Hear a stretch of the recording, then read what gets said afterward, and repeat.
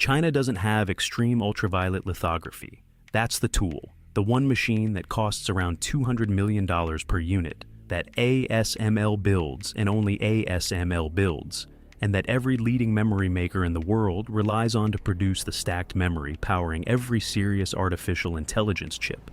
So, when a Chinese company announces it is converting roughly a fifth of its entire production capacity to HBM3 and HBM3E, the same memory class feeding Nvidia's flagship AI accelerators, you have one of two reactions. Either the story is wrong, or something important just happened without most people noticing. And before you assume this is a paper announcement, a roadmap slide, a government target, a press release designed to rattle a room in Washington, stay with me. 20% of production lines is not a slide. That is a capital commitment. That is machines retooled, engineers retrained, yields fought for on a harder manufacturing path than anyone else in this race is using. That is a bet, and a serious one. HBM is not a component detail. High bandwidth memory is the bandwidth layer that determines how fast an artificial intelligence chip can actually think. If China can build it, even 2 generations behind the frontier, the AI memory supply chain just changed shape. By the end of this, you will understand exactly how CXMT is building HBM3 without extreme ultraviolet lithography, how wide the gap to SK Hynix actually is, and why 2 generations behind still puts China somewhere it has never been before. Because this is not really a story about one factory or one product generation. It is about whether a single choke point, one tool, one export control, can hold a line when the player on the other side is willing to take the harder road. To understand why any of this matters, you need to understand what high bandwidth memory actually is, and why it became the most strategically important layer in the AI chip stack.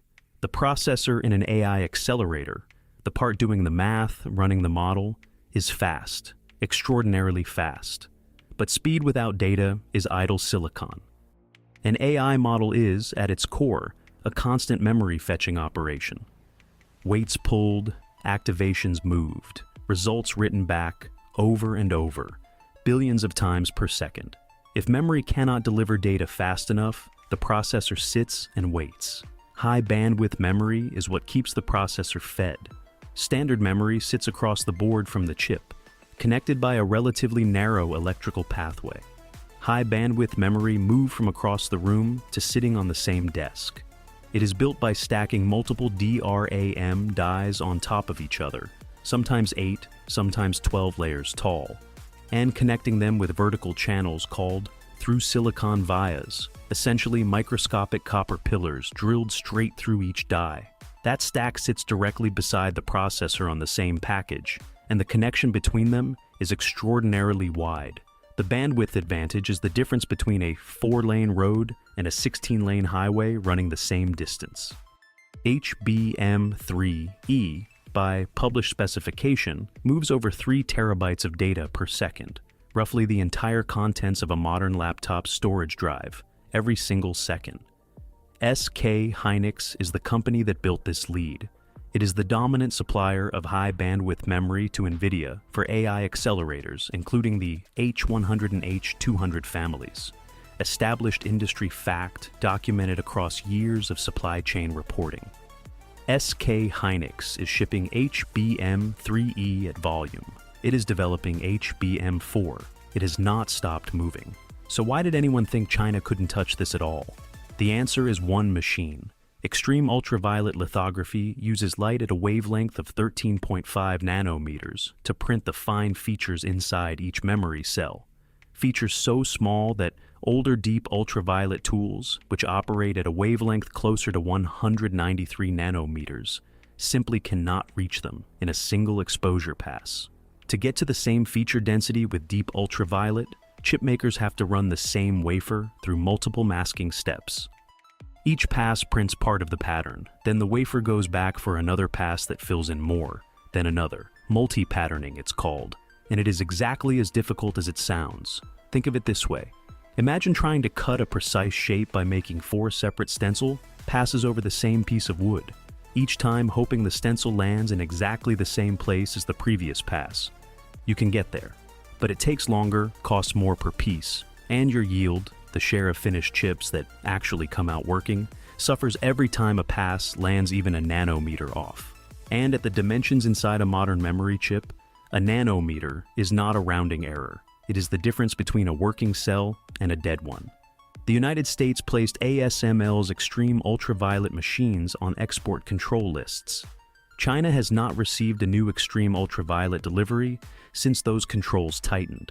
CXMT, like every major Chinese fab, works exclusively with deep ultraviolet tools. The assumption in most of the industry was straightforward. Without extreme ultraviolet, you cannot competitively build stacked memory above HBM3E. The door was locked, the tool was the key, and the key was off the table.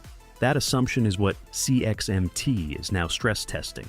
According to industry analysts tracking CXMT's production operations, the company is converting approximately 20% of its lines to HBM3 and HBM3E and reportedly doing it on deep ultraviolet multi-patterning, not a pilot line, not a laboratory demonstration, a committed capacity reallocation that represents a meaningful share of a major fab's total output.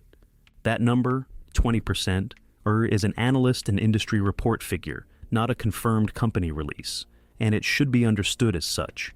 But even as a reported figure, it is not the kind of number that shows up in a press release.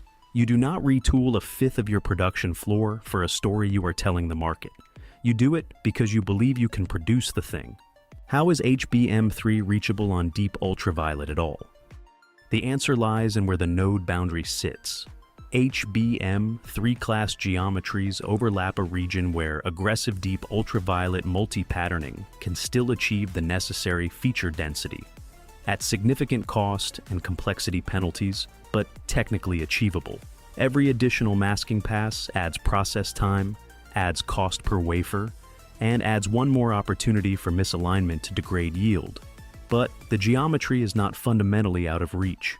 HBM4, by contrast, is expected by analysts to push further into territory where deep ultraviolet multi-patterning becomes economically unviable, even where it remains technically possible. The staircase gets steeper.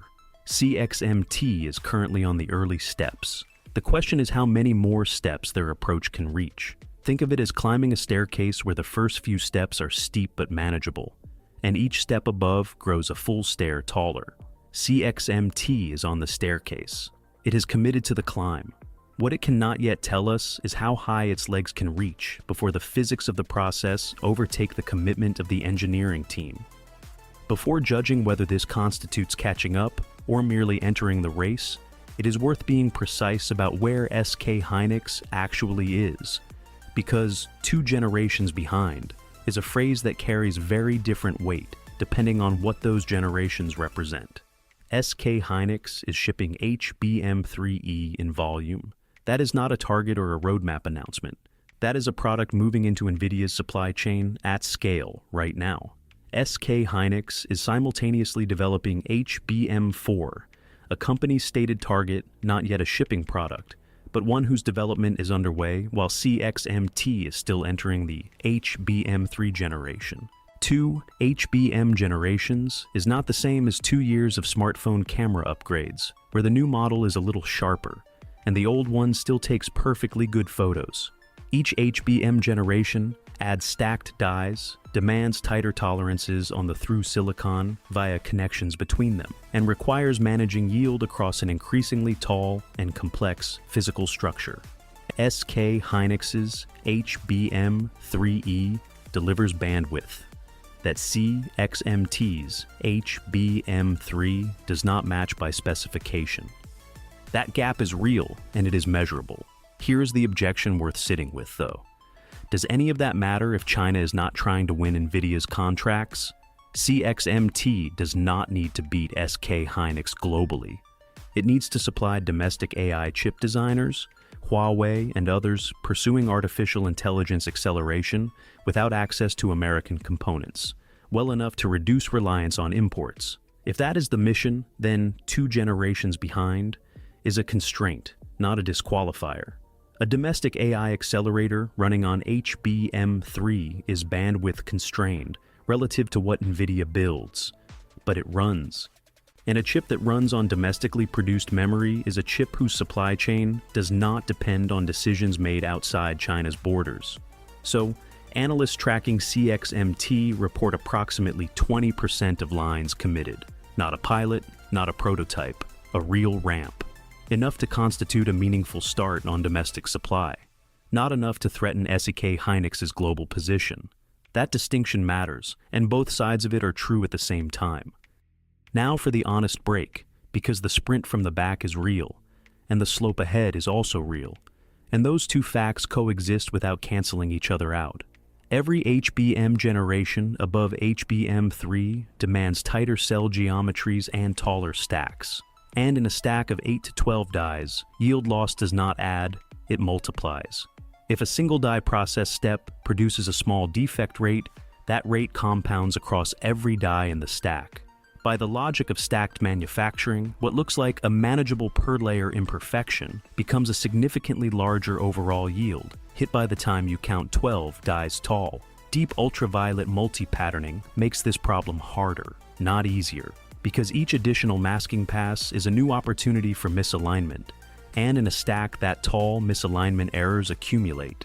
HBM4, which analysts expect to push further into geometries where deep ultraviolet multi-patterning becomes prohibitively expensive, even where it remains technically possible, is where the staircase turns into a vault.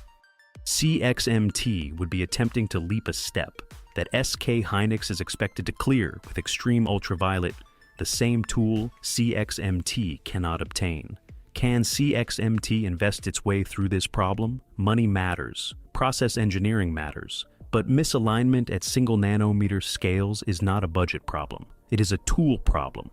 More passes mean more chances for error, regardless of how experienced the team running them is. There is a physical ceiling to what deep ultraviolet can do economically in stacked memory. And that ceiling sits at an uncertain but real elevation above HBM3. This is the race metaphor earning its keep. CXMT is 2 laps down and flooring it. SK Hynix is not parked at the line, waiting. It is already driving, and it is driving on a faster car. The split is wide, the sprint is real. Both of those are true. Pull back from the CXMT and SK Hynix matchup, and the significance of this entry changes scale. The export controls on extreme ultraviolet were designed with a specific theory that denying China access to leading-edge lithography would prevent China from reaching leading-edge production. At the leading edge, that theory is largely holding. CXMT is 2 generations behind. The gap at HBM4 will very likely widen before it has any chance of closing. On that measure, the controls are working as intended. But leading edge and sufficient for domestic AI acceleration are not the same bar. They are 2 different bars at 2 different heights, serving 2 different strategic purposes. China building HBM3 class memory closes one link in a domestic artificial intelligence stack that previously had a missing piece. Domestic AI chip designers, if CXMT's ramp succeeds, which has not yet been confirmed, would in principle have access to domestically produced high-bandwidth memory without depending on import chains that are themselves exposed to policy decisions outside China's control. Whether high-bandwidth memory as a product is itself subject to direct export controls is a separate question from the extreme ultraviolet story, and one where the evidence does not allow a clean answer. So, the honest statement is simply that the EUV control and a potential product-level control are different instruments aimed at different points in the supply chain. What the EUV control did in this story is delay and raise the cost of China's HBM entry. It did not prevent it. Those are 2 meaningfully different outcomes, and conflating them leads to the wrong conclusions in both directions. Here is my honest read. The triumphalist interpretation: China has cracked high-bandwidth memory. Extreme ultraviolet export controls are irrelevant. The choke point failed. Misreads a 2-generation gap and a compounding deep ultraviolet penalty as a solved problem. CXMT is not catching SK Hynix. Not yet. Possibly not soon. The slope above HBM3 is steeper than the slope it just climbed, and SK Hynix is not standing at the top, waiting. It is moving up. The dismissive interpretation, this changes nothing.